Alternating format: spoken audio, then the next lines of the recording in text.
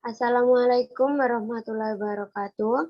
Kami dari kelompok 1 akan mempresentasikan bab 9, bab persediaan isu penilaian tambahan.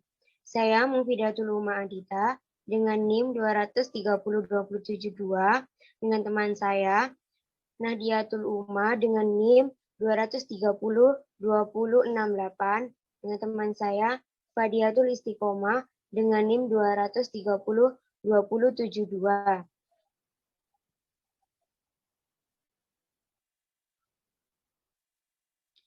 Tujuan dari pembelajaran. Yang pertama, jelaskan dan terapkan aturan nilai realisasi biaya atau bersih yang lebih rendah. Yang kedua, jelaskan kapan perusahaan menilai persediaan pada nilai realisasi bersih.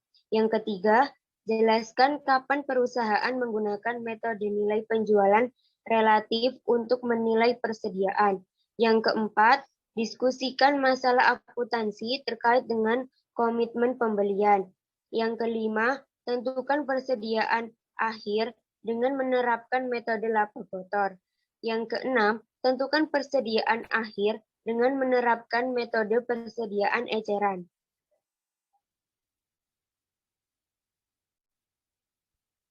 Persediaan isu penilaian tambahan. Yang pertama, nilai realisasi bersih atau biaya atau bersih LCNRV. Subbab pertama yaitu nilai realisasi bersih, yang kedua ilustrasi LCNRV, yang ketiga penerapan LCNRV, yang keempat pencatatan nilai realisasi bersih, yang kelima penggunaan tunjangan, yang keenam pemulihan kerugian, yang terakhir evaluasi aturan. Yang kedua, kita membahas basis penilaian. Yang pertama, adanya situasi penilaian khusus. Yang kedua, penilaian penjualan relatif. Yang ketiga, komitmen pembelian. Yang ketiga, metode laba kotor. Kita membahas tentang presentasi laba kotor, evaluasi, dan evaluasi metode. Yang keempat, metode persediaan retail, yaitu adanya konsep, kemudian metode konvensional, kemudian item khusus, dan yang terakhir evaluasi metode. Yang kelima, presentasi dan analisis. Adanya presentasi dan juga analisis.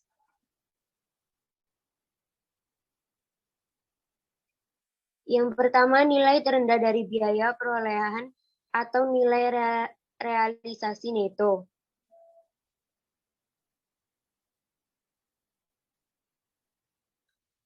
Nilai realisasi neto yaitu mengacu pada jumlah neto yang diharapkan oleh perusahaan untuk direalisasi dari penjualan persediaan.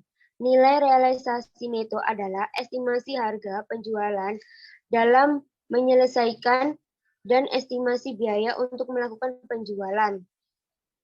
Di situ ada yang pertama, nilai persediaan belum selesai berjumlah 1.000, yang bawahnya less it dikurangi perkiraan biaya penyelesaian 150, terus dikurangi estimasi cost to sell atau penjualan 200, kemudian nilai realisasi netonya yaitu 750.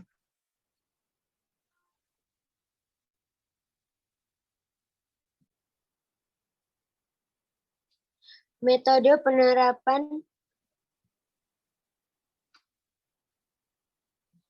yang kemudian LCNRV, sebuah perusahaan meninggalkan prinsip biaya histori ketika utilitas masa depan kemampuan penghasilan pendapatan dari aset turun di bawah biaya tanah.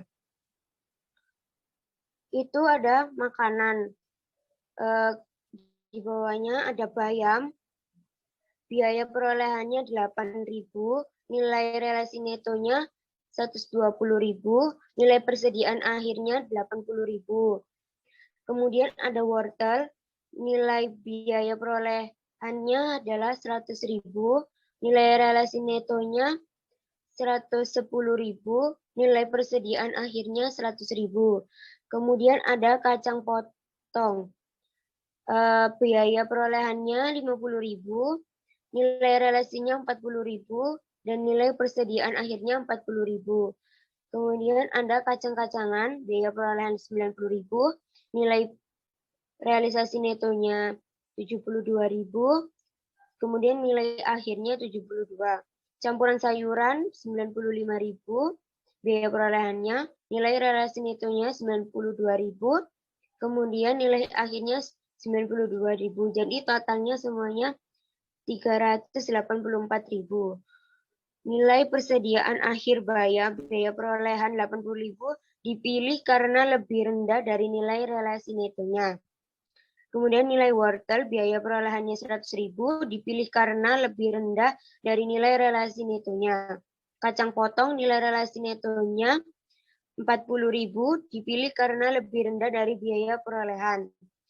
Kemudian kacang-kacangan nilai relasi netonya 72.000 dipilih karena lebih rendah dari biaya perolehan.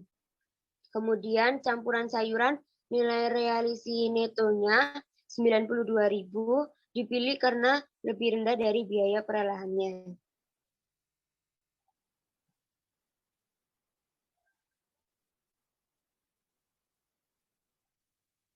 Kemudian adanya metode penerapan LCNRV.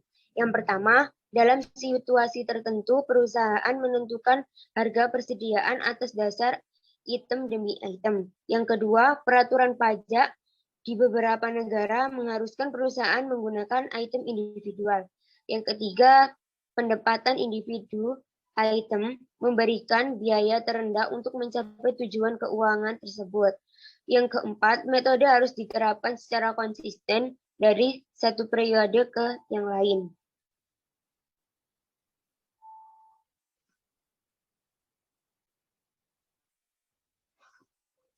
Yang berikutnya mencatat nilai realisasi bersih bukan biaya. Beban pokok biaya sebelum penjualan bernilai 108.000, persediaan akhirnya 82.000, kemudian persediaan akhirnya 70.000. Kemudian adanya juga metode beban pokok penjualan dan metode kerugian dengan menggunakan konsumsi penggunaan sistem persediaan perpetual. Kerugian kerugian karena penurunan NRV berjumlah 12.000 pada persediaan 12.000. Kemudian metode beban pokok, yaitu beban pokok pada persediaan. Beban pokoknya 12.000, kemudian persediaannya dikredit 12.000. Kemudian penyajian laporan laba rugi, metode beban pokok dan metode kerugian. Yang pertama, metode beban pokok penjualan adanya pendapatan penjualan, beban pokok penjualan pada laba bruto atas penjualan. Pendapatan penjualan sebesar 200.000, beban pokok penjualannya 120.000, kemudian menghasilkan laba bruto atas penjualannya yaitu 180.000. Kemudian menggunakan metode kerugian, pendapatan penjualan 200.000, beban pokok penjualan 180.000, kemudian dikurangi hasilnya menjadi 92.000 yaitu dari laba bruto atas penjualan. Kemudian ditambah kerugian akibat penurunan nilai persediaan ke nilai relasi neto, yaitu 12.000 menjadi 80.000. Beban pokok penjualan sebelum penyesuaian ke nilai lain relasi neto, selisih antara persediaan pada biaya, perolehan dengan nilai relasi neto. 82.000 dikurangi 70.000, yaitu 12.000 yang menghasilkan beban pokok penjualan setelah penyesuaian ke nilai relasi neto yaitu 120.000.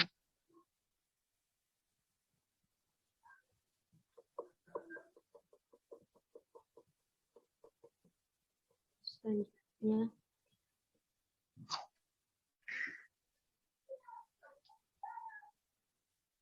Nah, penggunaan tunjangan. Bukan mengkredit rekening persediaan untuk menghitung nilai relasi bersih, perusahaan biasanya menggunakan akun penyisihan. Menggunakan kerugian metode. Kerugian metode penurunan NRV pada uang saku untuk mengurangi inventaris NRV. Kerugiannya 12.000 pada debit, kemudian uang sakunya untuk mengurangi inventaris ke NRV 12.000. Laporan posisi keuangannya, persediaan pada biaya perolehan 82.000 dikurangi penyisihan untuk mengurangi persediaan ke nilai realisasi neto yaitu 12.000 menghasilkan persediaan pada nilai realisasi neto yaitu 70.000.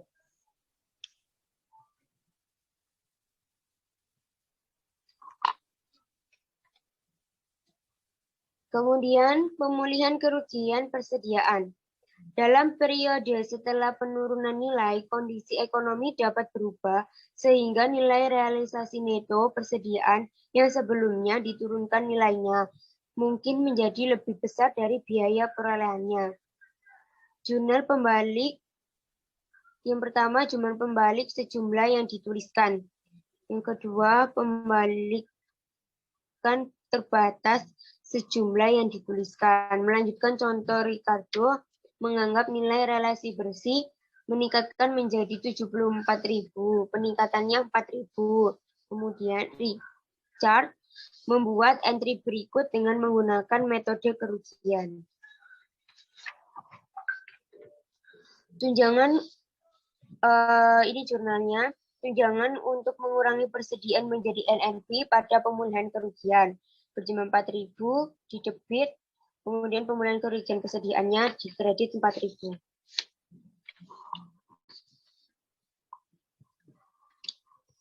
Pemulihan kerugian persediaan. Akun ini penyisihan tak terkalahkan dengan periode berikutnya. Persediaan seperti laporan pada LCNRV.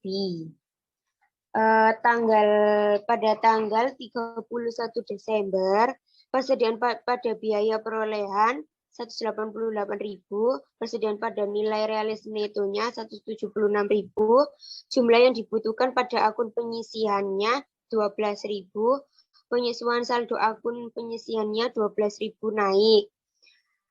Dampak pada laba netonya penurunan. Pada tanggal 31 Desember 2011, persediaan biaya perolehannya 194.000. Persediaan pada nilai relasi netonya 187.000. Jumlah yang dibutuhkan pada akun penyisihannya 7.000. Kemudian penyesuaian saldo akun penyisihannya 5.000 turun. Dampaknya pada laba neto kenaikan.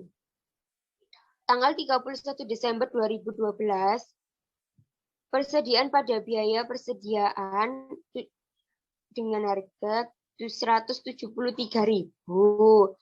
Persediaan pada nilai relasi netonya 174.000. Jumlah yang dibutuhkan pada akun penyisihannya 0, tidak ada. Kemudian penyesuaian saldo akun penyisihannya 7.000 naik. Dampak pada laba netonya kenaikan. Kemudian pada tanggal 31 Desember 2013,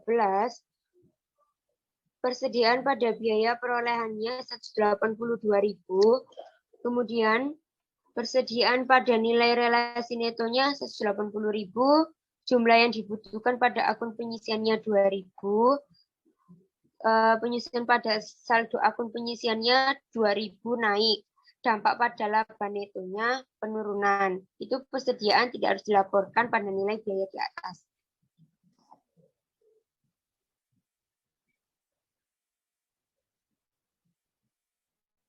Evaluasi aturan LCM.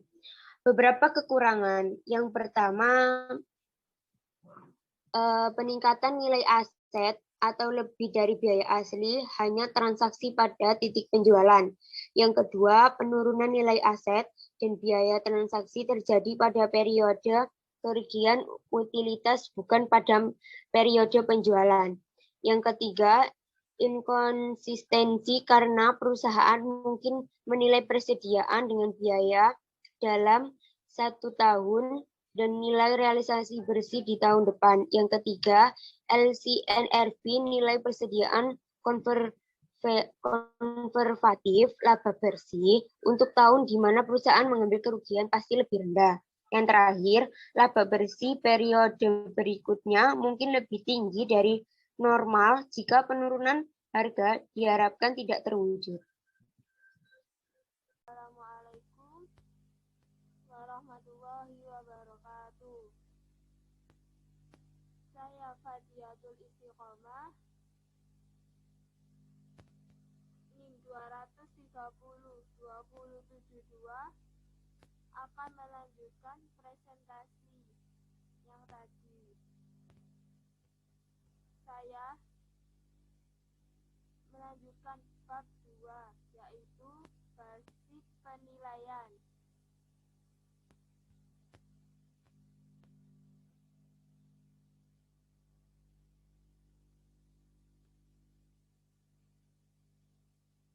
Situasi penilaian khusus.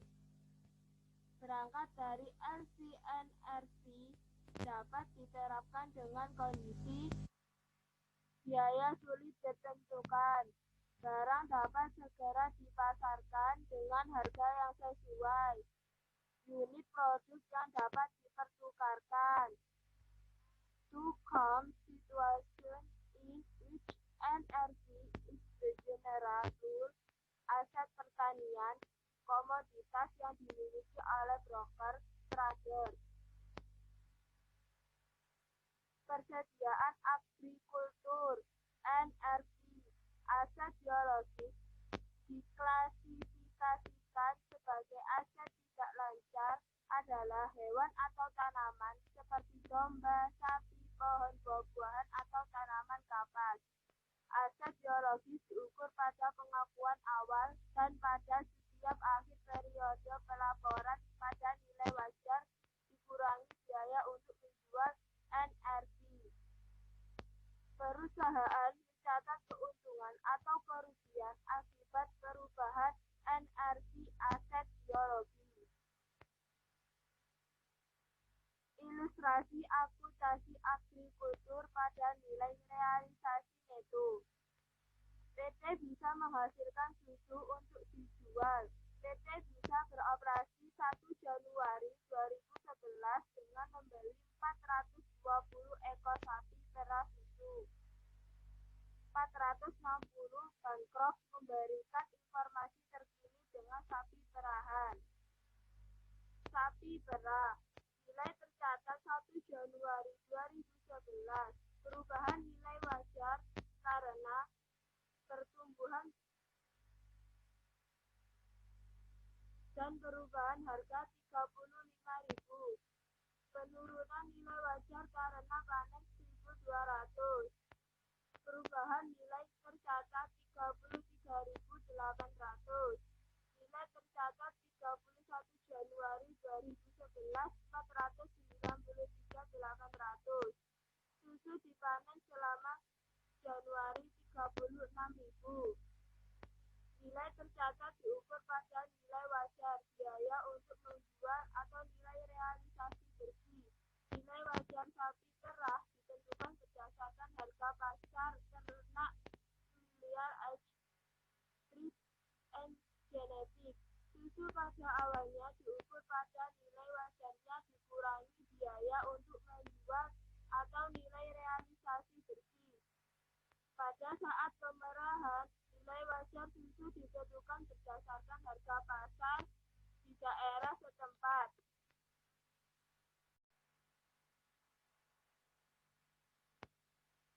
Bab 3. Valuation using relative sales value.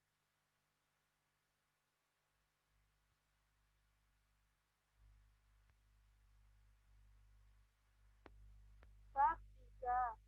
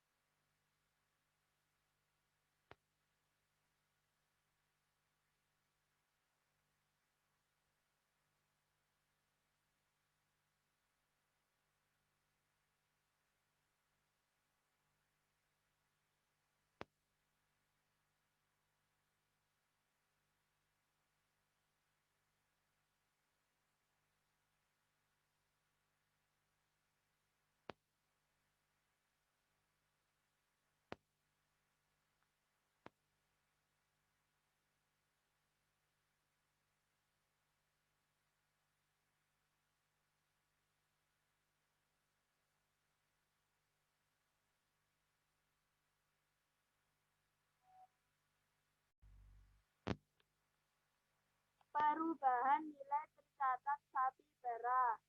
Aset biologis sapi perah dilaporkan dalam laporan posisi keuangan aset biologis sapi pemerahan sebagai aset tidak lancar pada nilai wajar, dikurangi biaya untuk menjual atau nilai realisasi bersih. Keuntungan atau kerugian akibat pemilikan yang belum direalisasi laba 33.800 dilaporkan sebagai pendapatan dan beban lain-lain pada laporan laba rugi.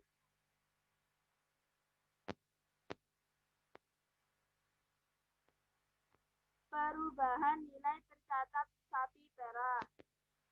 PT bisa mencatat susu yang dipanen untuk bulan Januari. Persediaan susu 36.000. Pendapatan laba atau rugi yang belum direalisasikan 36.000. Dengan asumsi susu dipanen pada Januari dan dijual kepada pembuat keju lokal 38.500. Uang tunai 38.500. Penjualan 38.500. Harga pokok penjualan 36.000. Persediaan susu 36.000. Komoditas broker perdagang NRP umumnya mengukur persediaan mereka pada nilai wajar dikurangi biaya menjual NRP dengan perubahan NRP diakui di laporan laba rugi periode perubahan. Membeli atau menjual komoditas seperti jagung dipanen, gandum, logam mulia. Tujuan utama adalah untuk menjual komoditas dalam waktu dekat dan menghasilkan keuntungan dari fluktuasi harga.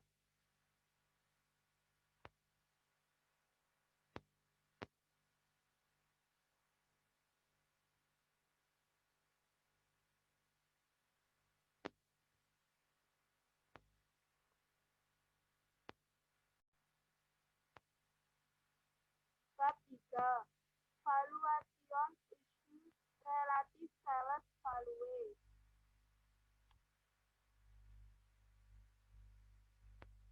Valuation using relative sales value.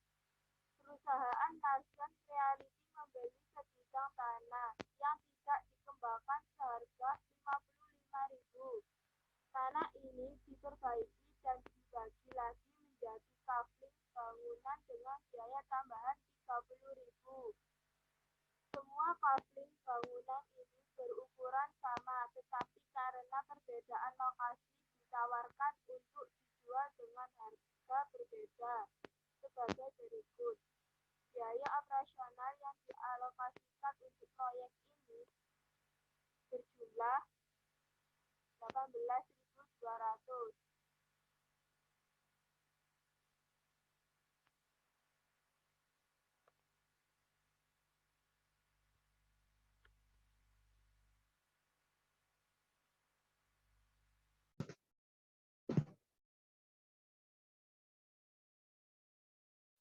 Bab 3. Penilaian menggunakan nilai penjualan relatif.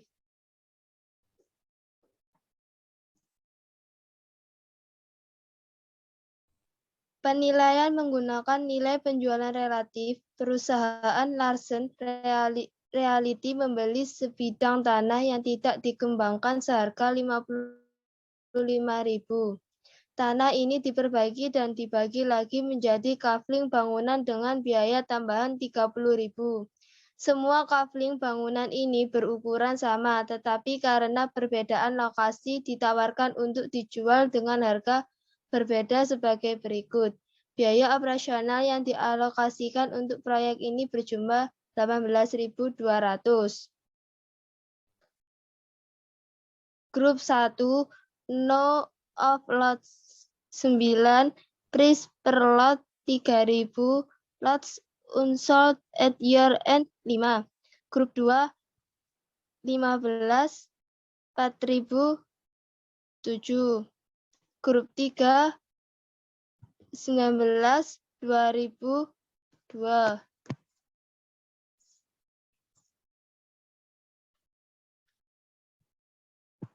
Grup 1, no of lot 9, price per lot 3.000, selling price 27.000, relative sales price 27.000 atau 125.000, total cost 85.000, cost allocated 18.360, cost per lot 2040. Grup 2, no of lot 15, price per lot 4.000, selling price 60.000, relative sales price 60.000 atau 125.000, total cost 85.000, cost allocated 40.800, cost per lot 2.720. Grup 3, no of lot 19, price per lot 2.000, selling price 38.000, relative sales price 38.000 atau 125.000, total cost 85.000, cost allocated 25.840, cost per lot 1.360. Jumlah selling price adalah 125.000 dan jumlah cost allocated 85.000.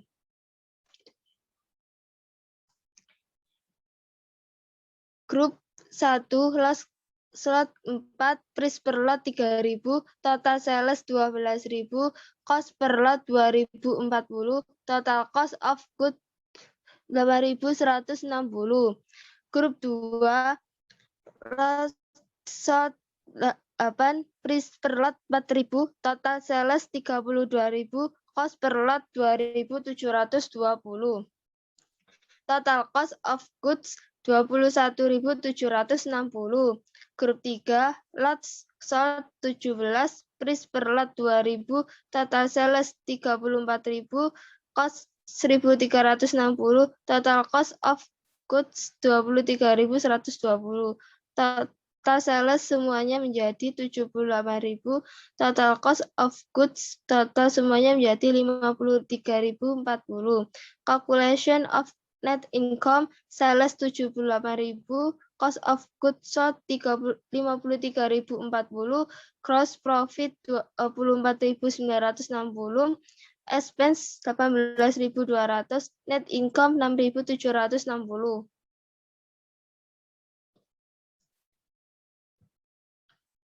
Bab 4. Komitmen pembelian masalah khusus.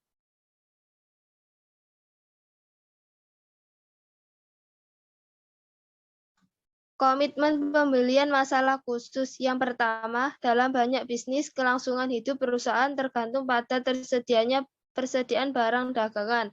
Akibatnya, sangat wajar bagi perusahaan untuk membuat komitmen pembelian. 2. Umumnya jika harga kontrak lebih besar dari harga pasar dan kerugian diperkirakan akan muncul pada saat pembelian dilaksanakan, maka kerugian harus diakui dalam periode terjadinya penurunan harga.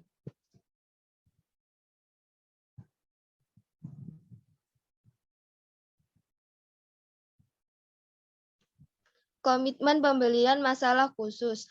PT Paper menandatangani kontrak pemotongan kayu akan dieksekusi pada tahun 2013 dengan harga 10 juta. Asumsikan lebih lanjut bahwa harga pasar hak pemotongan kayu pada tanggal 31 Desember 2012 turun menjadi 7 juta. PT Paper akan membuat entry berikut pada tanggal 31 Desember 2012. Keuntungan atau kerugian kepemilikan yang belum direalisasi, pendapatan 3 juta, pendapatan dan beban lain dalam laporan laba rugi. Kewajiban komitmen pembelian 3 juta, kewajiban lancar di laporan posisi keuangan.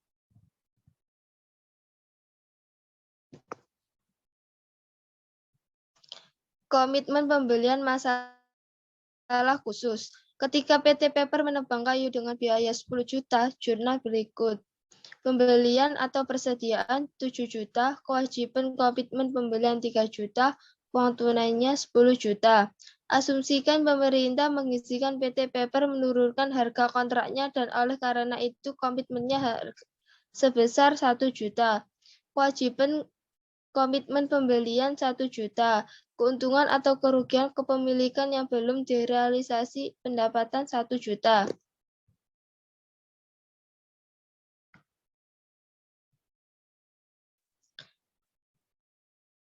Bab 5. Perkenalkan, nama saya Nadia Uma. Di sini saya akan melanjutkan materi mengenai gross profit method of estimation inventory. Gross profit method of estimasi inventory merupakan metode yang digunakan untuk mengestimasi persediaan karena kadang-kadang perhitungan fisik tidak praktis dilakukan. Metode laba kotor didasarkan pada 3 asumsi, yaitu persediaan awal plus pembelian akan menjadi total barang yang diperhitungkan. Yang kedua, barang yang belum terjual harus berada di tangan. Dan yang terakhir, yang ketiga, yaitu jika penjualan dikurangi biaya, dikurangi persediaan awal, plus pembelian, maka hasilnya sama dengan persediaan akhir. Sebagai contoh, Cetus Crop memiliki persediaan awal sebesar 60.000 euro dan pembelian 200.000 euro baik dengan biaya. Penjualan sebesar 280.000 euro, laba kotor pada harga jual 30%. Cetus menggunakan metode margin kotor sebagai berikut.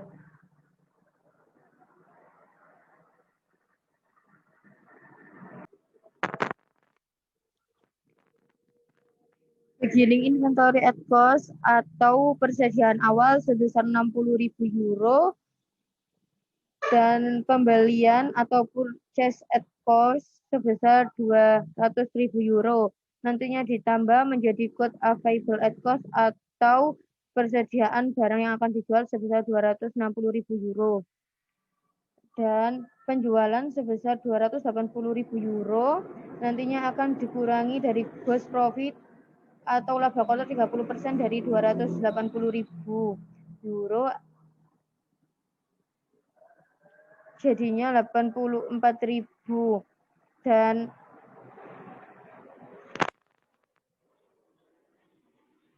menghasilkan 196.000 euro sebagai beban pokok penjualan. Dan untuk persediaan akhirnya sebesar 64.000 euro dihasilkan dari 260.000 euro dikurangi 196.000 euro.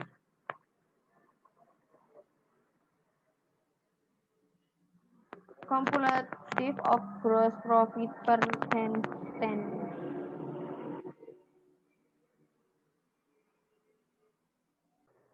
Selanjutnya yaitu compilation of gross profit percentage atau presentasi dari laba kotor Bruno. Yang sebelah kiri adalah gross profit on selling price atau bisa disebut juga laba bruto harga penjualan. Yang sebelah kanan yaitu makro presentasi pada biaya perolehan. Diketahui 20% bisa dijabarkan pada makro presentasi pada biaya perolehan 0,20 dibagi 1 dikurangi 0,20 menghasilkan 25%. Diketahui 25% menjadi 0,25 dibagi 1 dikurangi 0,25 menghasilkan 1/3%. Atau bisa dirubah sebaliknya, yaitu dari makro presentasi pada biaya perolehan menuju laba bruto pada harga penjualan. Dengan cara diketahui 25% sama dengan 0,25 dibagi 1 ditambah 0,25 menghasilkan 20% dan diketahui 50% 0,50 dibagi 1 ditambah 0,50 menghasilkan 1/3%.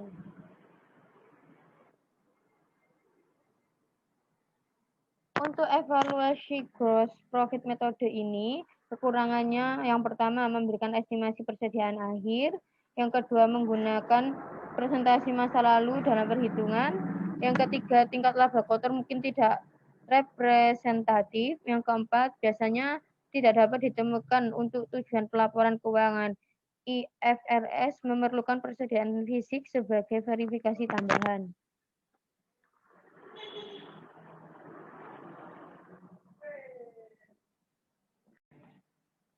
Selanjutnya yaitu retail inventory metode atau metode persediaan retail. Retail inventory metode merupakan metode yang digunakan pengecer nilai persediaan tanpa perhitungan fisik dengan mengubah harga eceran untuk biaya. Pencatatan dilakukan atas yang pertama total biaya dan nilai ecerannya barang yang dibeli. 2. Total biaya dan nilai eceran barang yang tersedia untuk dijual. Yang ketiga yaitu penjualan untuk periode. Sebagai contoh, Vakui INC menggunakan metode persediaan eceran untuk memperkirakan persediaan akhir untuk laporan keuangan bulanan. Data berikut berkaitan dengan Departemen Tunggal untuk bulan Oktober 2011. Yang pertama yaitu persediaan awal pada 1 Oktober sebesar 52.000 pada biaya perolehan dan 78.000 pada retail. Pembelian sebesar 272.000 pada biaya perolehan dan 423.000 pada retail.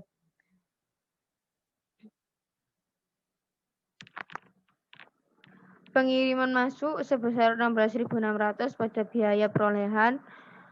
Pembelian sebesar 5.600 pada biaya perolehan dan 8.000 pada retail. Penambahan markup sebesar 9.000 pada retail. Markup cancel sebesar 9.000 pada retail dan markdown sebesar 3.600 pada retail. Normal spesial sebesar 10.000 pada retail dan penjualan sebesar 390.000.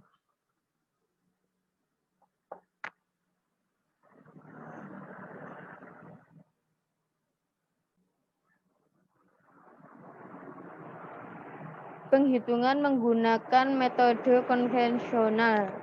Yang pertama yaitu persediaan awal sebesar 52.000 pada biaya perolehan dan 78.000 pada retail. Pembelian 272.000 pada biaya perolehan, 423.000 pada retail.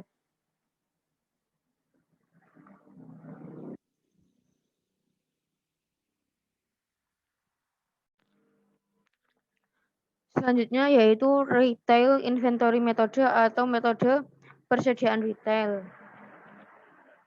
Retail inventory metode merupakan metode yang digunakan pengecer nilai persediaan tanpa perhitungan fisik dengan mengubah harga eceran untuk biaya. Pencatatan dilakukan atas yang pertama total biaya dan nilai eceran barang yang dibeli. Yang kedua, total biaya dan nilai eceran barang yang tersedia untuk dijual. Yang ketiga, penjualan untuk periode. Sebagai contoh, Vakui INC menggunakan metode persediaan eceran untuk memperkirakan persediaan akhir untuk laporan keuangan bulanan. Data berikut berkaitan dengan Departemen Tunggal untuk bulan Oktober 2011. Persediaan awal pada 1 Oktober sebesar 52.000 pada biaya perolehan, 78.000 pada retail. Pembelian sebesar 272.000 pada biaya perolehan, 423 pada retail. Pengiriman masuk sebesar 16.600 pada biaya perolehan. Pembelian kembali sebesar 5.600 pada biaya perolehan dan 8.000 pada retail. Penambahan markup sebesar 9.000 pada retail. Markup cancel sebesar 2.000 pada retail. Markdown neto sebesar 3.600 pada retail. pembusukan normal sebesar 10.000 pada retail dan penjualan sebesar 390.000 pada retail. Perhitungan menggunakan konvensional metode. Persediaan awal sebesar 52.000 pada biaya perolehan, 78.000 pada retail, pembelian 272.000 pada biaya perolehan, 420 pada retail. Pengiriman masuk sebesar 16.600 pada biaya perolehan, pembelian kembali sebesar 5.600 pada biaya perolehan dan 8.000 pada retail. Markup net sebesar 7.000 pada retail dan dijumlahkan jadinya 283.000 pada kos atau biaya perolehan dan 422.000 pada retail.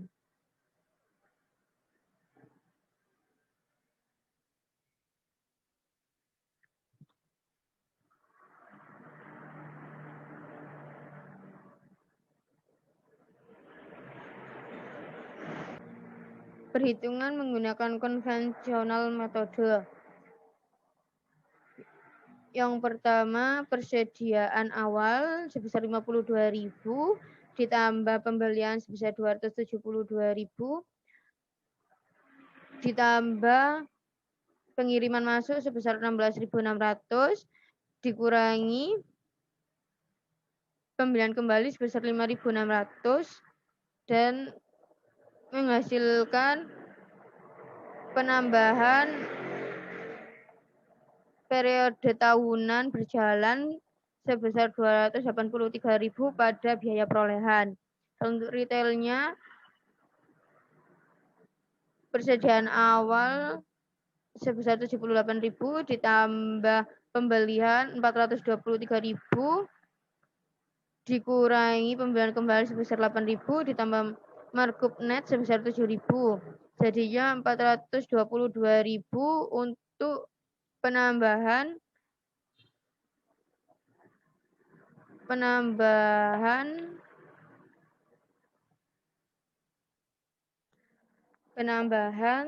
tahunan berjalan sebesar 422.000.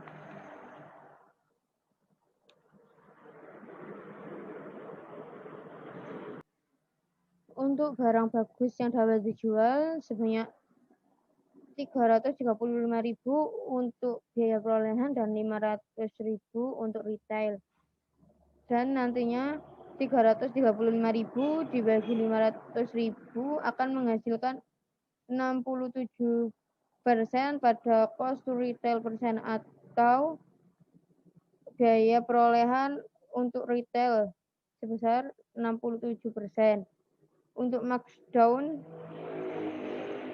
pada retail nantinya 500 dikurangi 3.600, pembusukan normal dikurangi 10.000 pada retail dan penjualan sebesar 390.000 pada retail nantinya dikurangi dan menghasilkan 96.400. Dan untuk persediaan akhir pada biaya perolehan dihitung dari perolehan akhir inventory ke persediaan akhir inventory at retail atau persediaan akhir retail dikali 67% menghasilkan 64.588.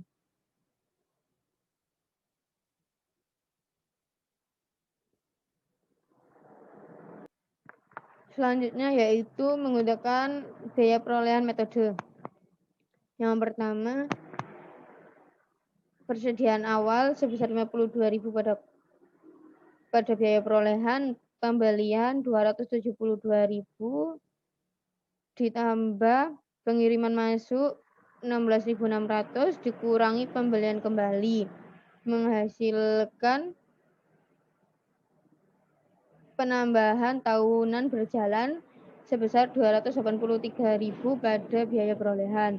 Untuk retail, persediaan awalnya 78.000 ditambah pembelian 423.000 dikurangi pembelian kembali sebesar 8.000 dikurangi markdown net sebesar 3.600 ditambah mark group net sebesar 7.000 menghasilkan penambahan tahunan berjalan sebesar 418.400 pada retail. Untuk barang yang bagus untuk dijual, untuk biaya perolehan sebesar 335.000 dan untuk retail 496.400. Nantinya untuk menghasilkan cost to retail atau biaya perolehan untuk retail 496.400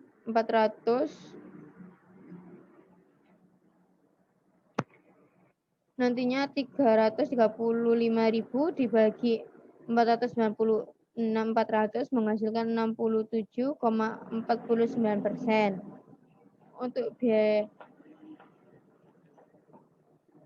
Untuk selanjutnya, normal spoiler atau pembusukan normal untuk retail dikurangi 10.000 dan untuk penjualan dikurangi 39.000 menghasilkan persediaan akhir untuk retail sebesar 96.400. Untuk persediaan akhir biaya perolehan dihasilkan dari 96.400 dikali 67,49% menghasilkan 65.056.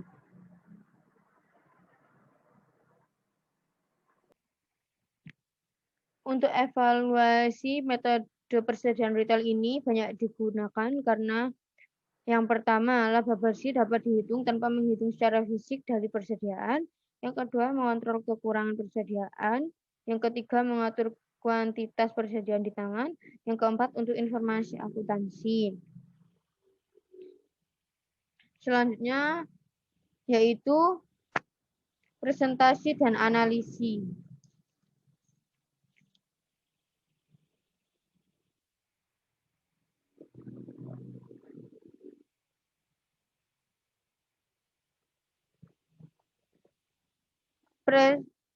Presentasi dan analisis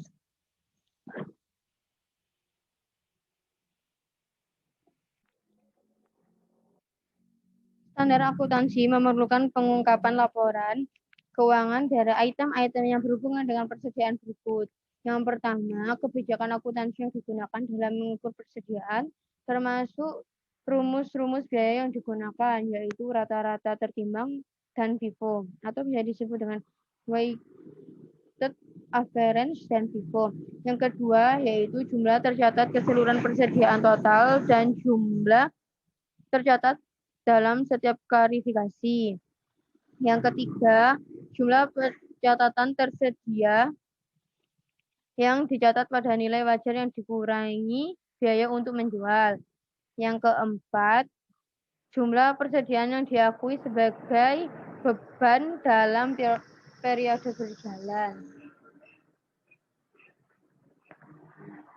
Yang kelima, yaitu jumlah setiap penurunan nilai persediaan yang diakui sebagai beban dalam periode bersangkutan dan jumlah setiap pembelian dari penurunan nilai yang diakui sebagai pengurangan beban pada periode bersangkutan.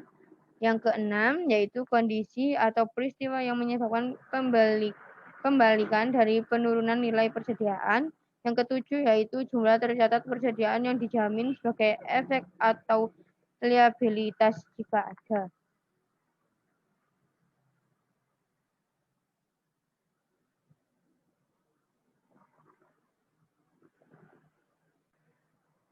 Analisis persediaan, yaitu rasio umum yang digunakan dalam mengolah dan mengevaluasi tingkat persediaan adalah perputaran persediaan dan rata-rata harian untuk menjual persediaan tersebut.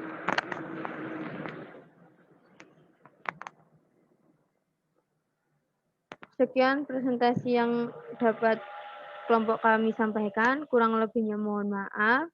Wassalamualaikum warahmatullahi wabarakatuh.